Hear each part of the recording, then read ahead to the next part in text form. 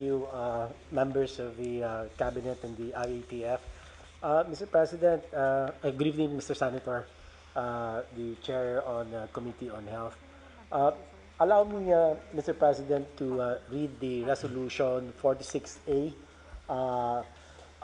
that will highlight the different geographic areas under the recommended community quarantine status, Mr. President. Babasahin ko na lang po, Mr. President. Whereas on March 16, 2020, to prevent the sharp rise of COVID-19 cases in the country, the President placed the entirety of Luzon under enhanced community quarantine until April 14, 2020. Whereas on March 30, 2020, to develop a science-based approach in determining the risk-based classification of areas in the country, the Interagency Task Force convened a sub-technical working group tasked to develop the LGU Epidemic Response Framework and to define parameters in assessing recent developments in the Philippine COVID-19 situation.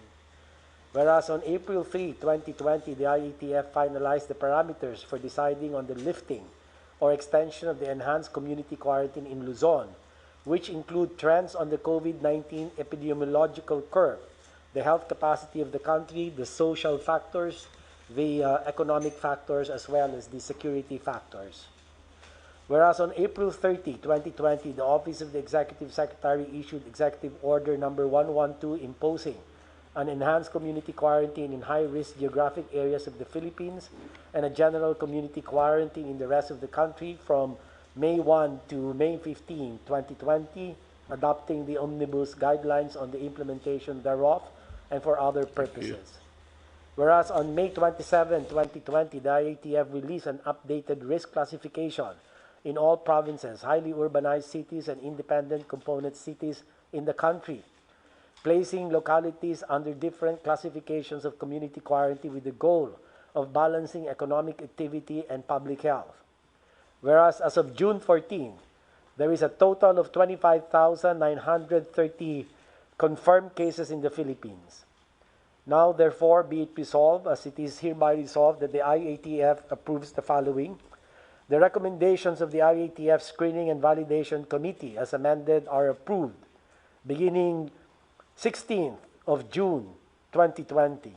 The community quarantine classification of provinces, highly urbanized cities, and independent component cities based on epidemic risk level, economic, social, and security considerations, and the appeals and commitment of local government units shall be adopted. Therefore, the following provinces, highly urbanized cities, and independent component cities shall be placed under modified general community quarantine or MGCQ until June 30, 2020.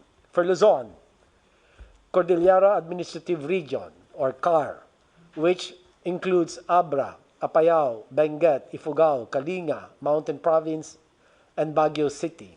For Region 1, Ilocos Norte, Ilocos Sur, La Union, Pangasinan, and Dagupan City.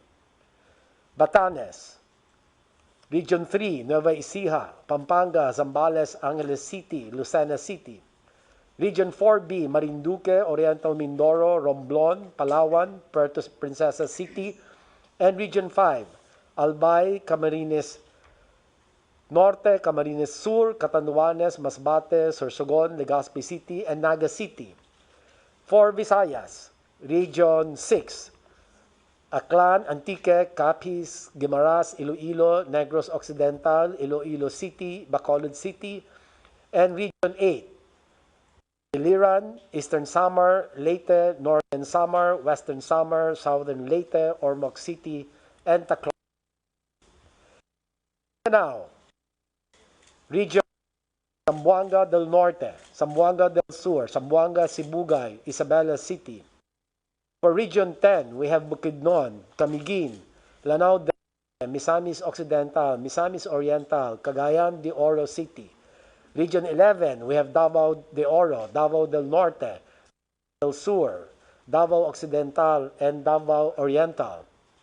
Region 12, we have North Cotabato, Sarangani, Darat, City, Region Raga, Agusan del Norte, Agusan del Sur, Island, Surigao del Norte, Surigao del Sur, Butuan City, and the Bangsamoro Autonomous Region in Muslim Mindanao, which includes Basilan, Lanao del Sur, Maguindanao, Sulu, Tawi-Tawi, Cotabato City.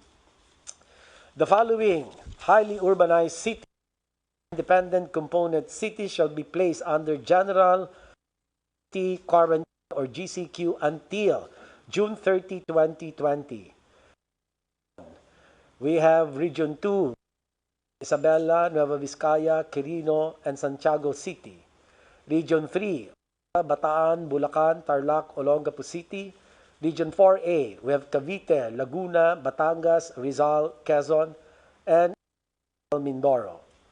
For Visayas, we have Region 7, Bohol, Cebu, Negros Oriental, Siquijor, Mandaue City, Lapu-Lapu City. For Mindanao, we have Zamboanga City, Davao City. All cities of the National Capital Region, NCR, and the Municipality of Pateros shall be placed under GCQ until 30 June 2020.